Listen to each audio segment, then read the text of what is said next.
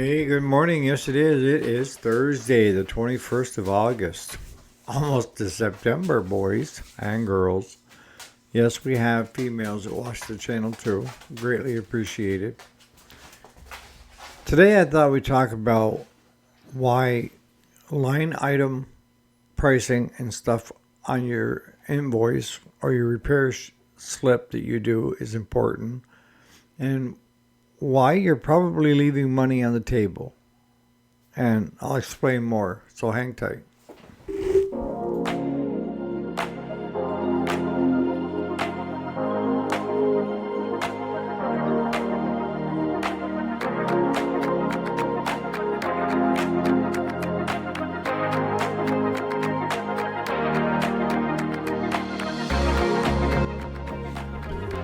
Alrighty, welcome back to the channel. My name is Eric, if you didn't already know it. And yes, this is the weekday, Monday through Friday. Today is Thursday, the 21st of August, 2025.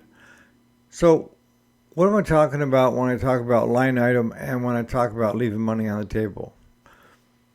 They're both different, right? But they're really not. It all depends upon your approach. And the longer you've been at this, the better you get. Line item. The reason I do that is because if my customer has a question on the bill, I can show them in their bill, this is what we did. This is parts X, Y, and Z. And then if we did a pickup or drop off, and then labor is at the bottom. Okay? I created my own right in Excel. You don't need any fancy dancy stuff. But I print out the slips for Claude, the repair slips, and he puts down how many hours he's worked on it today, tomorrow, the next day, whatever if he jumps on that, then he starts the clock on that one. I don't have a time clock with a card of in and out. We do it manually. And a lot of times in the shop, we're jumping around. So we may start on this one and go so far, we're letting the oil drain, so we jump onto another one.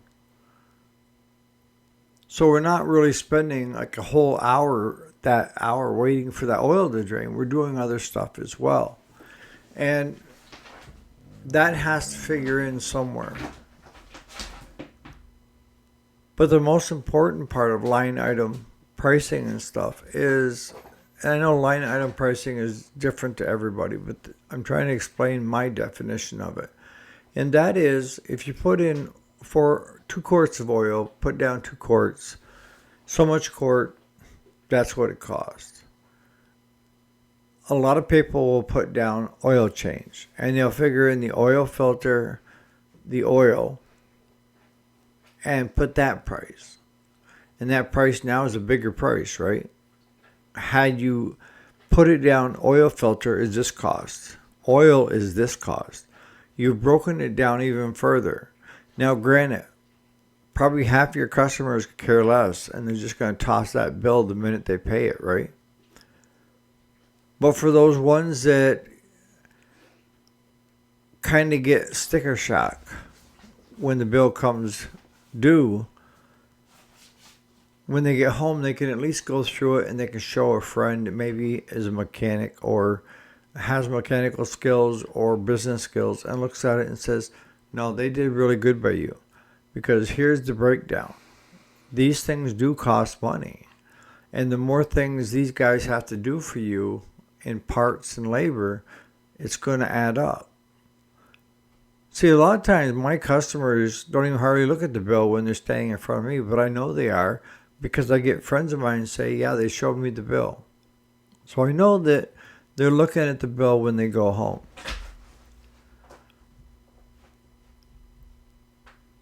Here's one of the things that where you're leaving money on the table, and it all goes into your line item, is we run into this a lot, all right? We had a customer that needed a new radiator core put into using his old parts, but they just get a core and they put it together. And the price was $800. And I used a credit card of my own to pay for it, and they charged me $8.24, which a lot of businesses are doing that now. This price, and if you pay with debit or credit, it's an added 3 to 4% for using a credit card. Is it right? No. I got other ways to think about that. My way of thinking is don't penny pinch like that. It's better to raise your rates a little bit and cover that cost than it is to ask the customer to pay the bill and then pay so much more on top of it. There's a lot of businesses that say, cash price is this price and then credit is this price. Just for my sake, my shop, everything is the same, whether you pay with debit, credit, or check cash. It is what it is. But on a lot of stuff, we don't mark it up. And I keep the bill and make a copy of it from that company that did the work for me. So I took a copy of it and I stapled it to this guy's bill because I wanted to show him, look, I paid $824 for your radiator. I'm not tacking anything onto it. I didn't mark it up. I didn't, because I think it's expensive enough. But what I did do, because it took me an hour to get there and an hour back, as I tacked on hours of labor to go get it and go bring it back when it was done. And that's what I mean by leaving money on the table, is if you're running here and running there for customers, or you're doing parts lookups, that's taking your time, okay? And that time is being spent on that customer. If you're sitting in front of a computer and you're doing parts lookups for numerous machines, you just spread it around. And if a customer is going to be petty when it comes to how much a certain part costs, and if you mark it up, they're going to get pissed, pat it into the labor part. Most successful businesses already know this. And that is, you don't have to have everything spelled out in parts. You don't need to mark every part up that you're bringing into the shop. Pat it into the labor part of it. You may have had 4 hours labor on that, but the part costs this much and you only mark it up 10-15%. Figure that out, and then is it half an hour? Is it a quarter of an hour? Is it an hour? And then put it into the labor part of it. Because I can tell you right now, most people don't want to do it because they don't have the time to do it. And then on top of that, they don't know how to do it and they don't have the time to do it either. If any of them have ever tried, they will realize that even when you pad the bill, you're half the hours of what it took them to try to do it. So you're still ahead. You're happy, the customer's happy. Because whether you like it or not, you need to remain profitable. And I'm not saying go out and rape your customers, because that's totally not what I'm saying. I try to treat people the way I would hope to be treated, okay? And that's fairly. Me personally, if you want to mark up the parts, that's fine. Because we get a lot of guys, and if you have a shop, you probably heard this before, of customers coming in and saying, well, I could find that on eBay for half of that. Okay, so why didn't you order that and fix it yourself?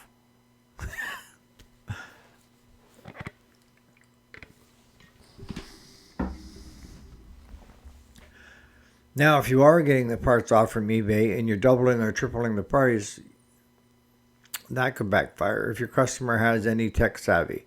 And the younger generation, 45 and younger, have that ability. No ifs, ands, or buts. They can check quick to see how much something is selling on eBay.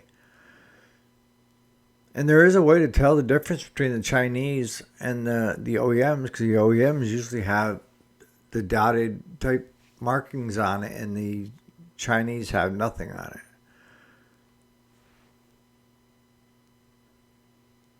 it's okay to mark up your parts. I do it. If I'm buying a part, I mean, here's an example. We have a customer that needs hydraulic fluid, okay, for his tractor. We finished it up last week. And the hydraulic fluid is $54, all right? I need to go there anyways because I need to pick up engine oil and hydraulic oil for my own tractors. But while I was there, I picked up oil for his tractor, and then I picked up another 10 gallons for a skid steer that we're working on right now. It still took time out of my day to go get that stuff, even though I was picking my stuff up. But the way I look at it is I'm there for the customer getting their hydraulic oil. And while I'm there, I might as well get my stuff and throw it in the truck. I'm right there. And I do mark up the engine oil and I do mark up the hydraulic oil. You have to. Just the fuel alone to go get it. I mean, when I was talking with that customer with the loader tractor Friday, he was telling me where he was getting it was costing him $121 for a 5-gallon container. We get ours for $54, and then I think it's $59 for engine oil. We buy it from a wholesaler. And I told him, I said, I can get it to you a lot cheaper than that. I marked it up $10 per 5-gallon container. So you're $2 a gallon is what I marked it up to. And it was still almost half of what he was paying somewhere else for the same. Probably mine was better, Wolfhead, if you guys ever deal with that. Quality stuff. I highly recommend them. It works good in my John Deeres, my Deutzes. My John Deeres are the finicky ones. Because it takes the older John Deeres all ran 10W30. Whether you just carried a jug of oil, whether you needed engine oil or hydraulic, it was all the same. Fast forward it to when Tractor Supply started showing up and they had the yellow pails, the 303 hydraulic. It would plug a filter faster than you could say meow. And you were dead in the water. And it ruined a lot of hydraulic pumps and stuff like that on tractors. Where we had one that the actual steel filter collapsed in on itself. And that steel filter was like $100 and some bucks. And I know this because of my own experience, my own equipment. So I did some reading and stuff, and it said you cannot run anything other than the light grade 10W30 or a certain type of hydraulic fluid. Just so happens that my supplier that I get my hydraulic fluid from carries that brand. And that's the only hydraulic fluid he carries. Because he knows it's good in every tractor instead of just certain particular ones. The engine oil, same way. It's the 10W40 high grade synthetic. And it's done us well. We use everything on lawnmowers to my tractors, even my diesel tractors. You know, usually you run the other type of oil that has detergent in it and stuff. This high grade 10W40 runs great in my Deutz and my John Deere diesels. But you have to mark these things up. Just the time it took you to drive to town, which is 20 minutes, pick it up, pay for it, drive back, you need to add it up. It's no different than when you're buying parts online. See, if I order through Rotary, Stens, those are the aftermarket companies, or Gardner Canal, or Atlantic Power, Power Distributors, they all have shipping.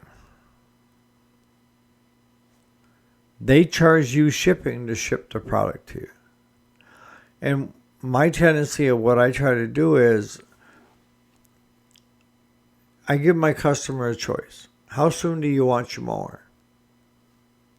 If you want your mower in a couple days, then I'm going to have to charge you shipping on that part that you need, whether it's a deck belt or, 3 mower blades, 2 mower blades. If you want me to get it here within the next day and try to get it in, you're looking at shipping. Now, if I have 3 or 4 machines in there and I'm building an order, I try to spread it over all of them. Okay? And we used to charge $12 a blade for mower blades, just across the board. Then we went to 15, and then we went to 18 because stuff had been gradually going up. And we're not talking them chintzy press blades that we used to buy that are crap. I'm talking about getting rotary with, these suckers are thick. And they're like a brush hog blade. That's how strong they are. But I try to spread it over all the customers and to recoup the shipping because that costs us money. If you're not doing that, then you're going in the hole $15 to $20 every time you turn around because you're getting hit with a shipping charge. That's why it's so important to not only mark up your parts, but you need to pad your labor if needed. It took you time to go out and get on that computer and do a parts lookup, find the parts you needed, and then get them ordered. It did. And if you're working on a particular machine, that needs to go into that thought process when it comes to the bill. If I have to run to the local John Deere dealership to get a special filter for somebody's John Deere, do a service on it, I charge them what they charge me, plus I pad the bill by half an hour. Which go get it and bring it back, and then labor for doing the service.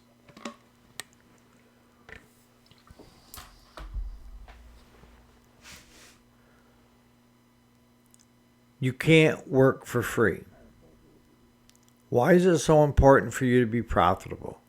Because if you're not profitable, you're not going to stay in business long, are you? And the people that are bringing stuff to you to get fixed want you to continue to be able to do that. They will pay a little bit more if need be to keep you around because you're a good guy, you're a great person to deal with, and they found a shop that treats them right. So,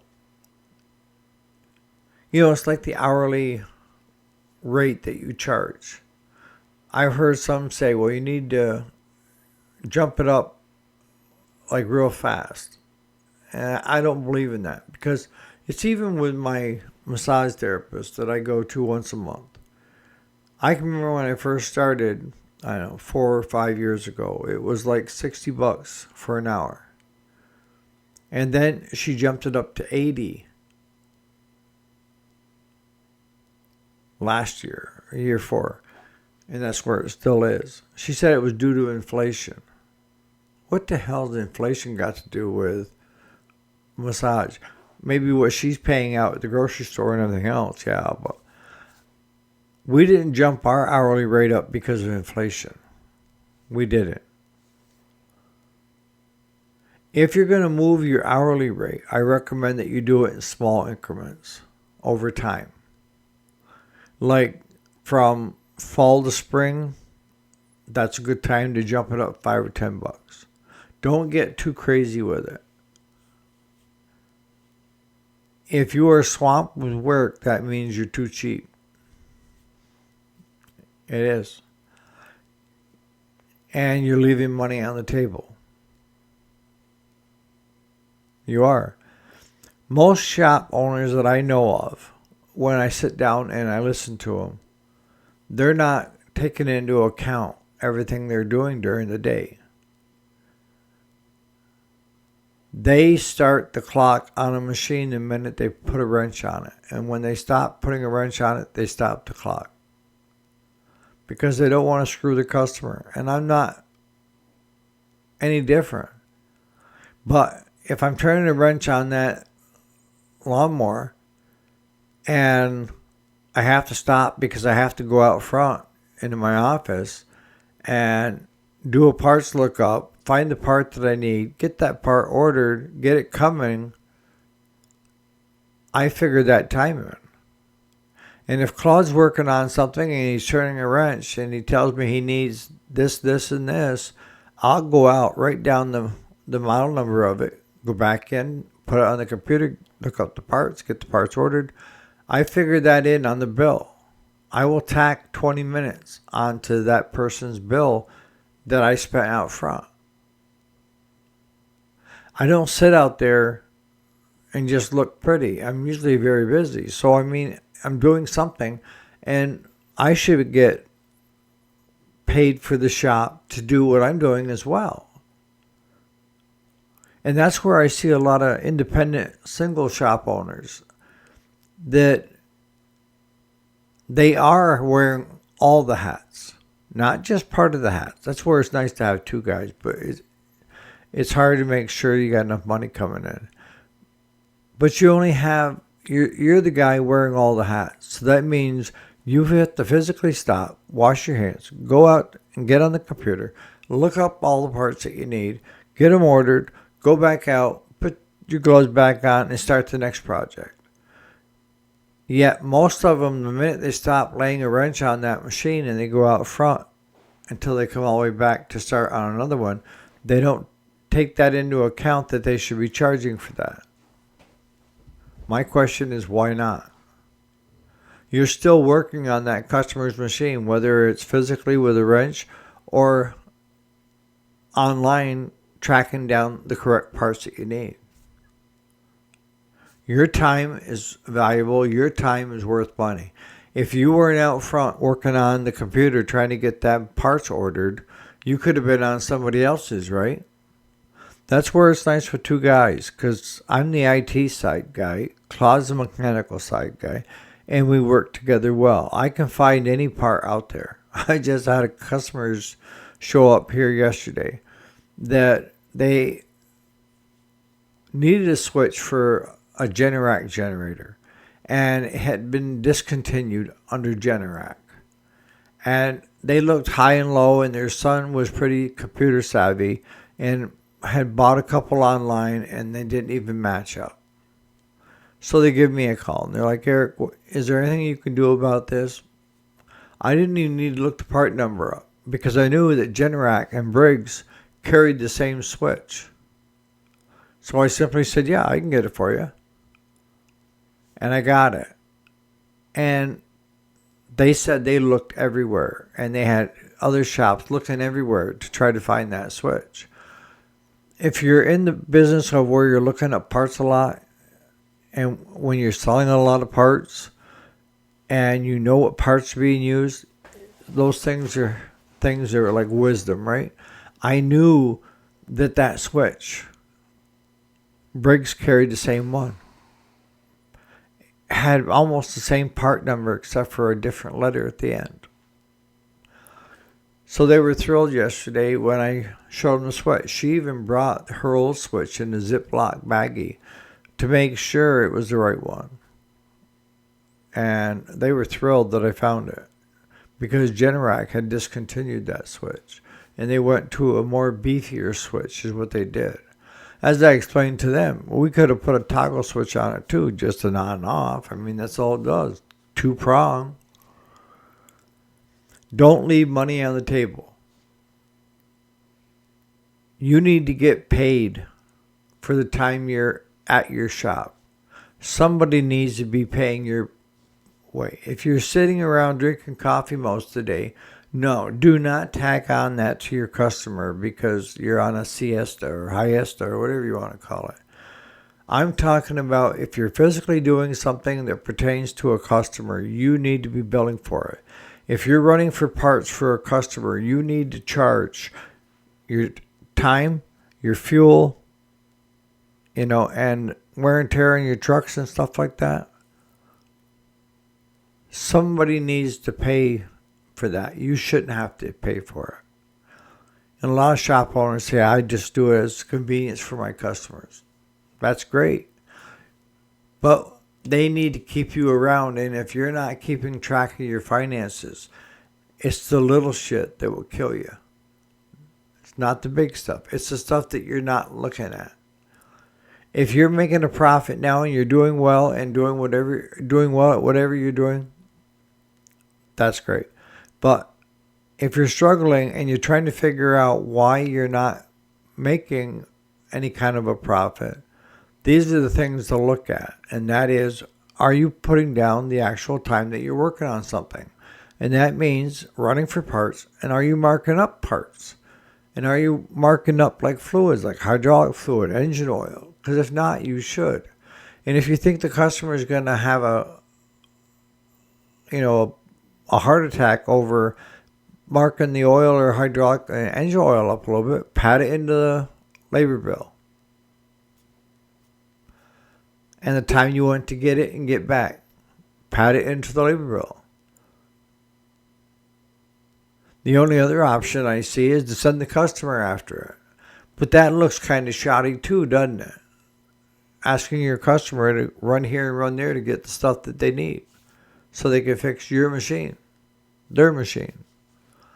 Put in the comments what you think and other ways that you stay profitable. That's the name of the game. It's not taking advantage of your customer, not one iota. It's you need to remain profitable. And if you're not profitable, let's get you profitable so that your customers can enjoy you for years to come. On that note, you guys have a great Thursday, and we'll catch you here bright and early tomorrow morning for the final day of the week, Friday. Enjoy your Thursday. Thanks so much for watching.